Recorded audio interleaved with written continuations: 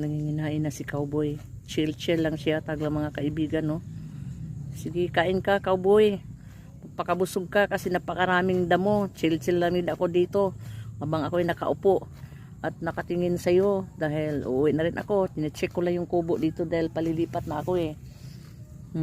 Di ba?